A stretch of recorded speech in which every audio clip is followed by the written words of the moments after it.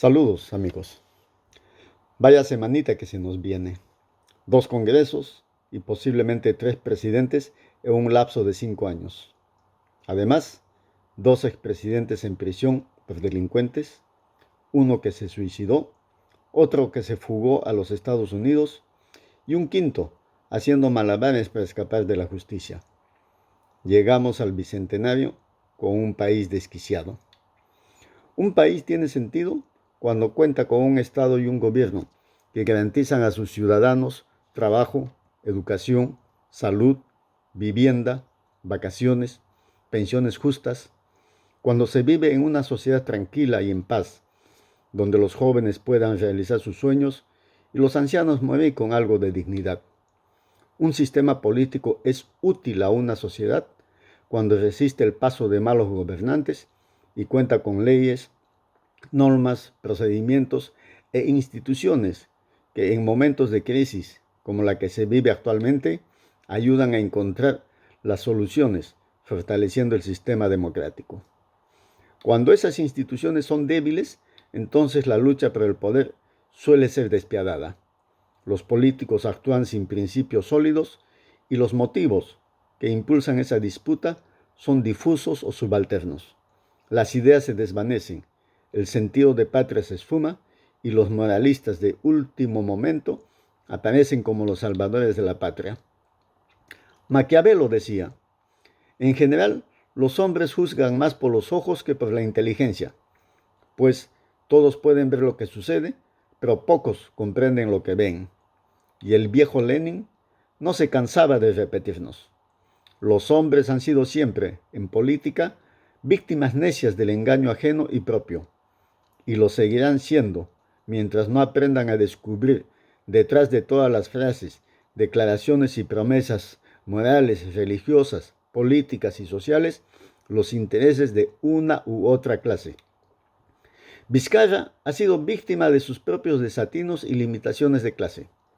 Pudo haber pasado a la historia como el presidente que abrió una nueva etapa en la historia de un país que exigía cambios profundos, si cuando asumió su mandato disolvía el Congreso y convocaba a una asamblea constituyente para refundar el país.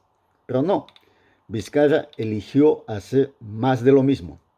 Pensó que podía gobernar el país en soledad, con el piloto automático, confiando en los mismos actores políticos y económicos que se beneficiaron durante la dictadura fujimontesinista y manejando una política internacional de sometimiento total a los intereses geopolíticos del imperialismo yanqui. Y lo hizo tan mal, sin un proyecto de país, sin pueblo, buscando acomodarse a la coyuntura y teniendo a la CONFIEP como su único interlocutor válido. Recordemos que Vizcarra disolvió el anterior Congreso cuando estuvo a punto de ser destituido y cuando debió haber promovido un consenso mínimo con el nuevo Congreso, se creyó un pequeño Napoleón y pensó que Palacio era su feudo privado. Quiso colocarse por encima de las disputas políticas y acabó en una triste soledad, abandonado por sus amigos de último momento y despreciado por sus supuestos aliados. El silencio actual de la CONFIEP es sumamente sospechoso. Los audios de la vergüenza no los ha inventado el Congreso. Lo que el Congreso está haciendo es utilizarlos políticamente para pedir la cabeza del presidente Vizcarra. Vizcarra ingenuamente entregó su cabeza en bandeja de plata a un Congreso de pitufos que ven el país como un botín. ¿Se podía esperar otra actitud del Congreso? Creo que no. La política criolla tiene mucho de canibalismo, y esto es más trágico en un país que no tiene tradición democrática y donde nunca funcionó esa experiencia muy a la francesa de la cohabitación democrática entre un ejecutivo y un legislativo de diferentes signos políticos.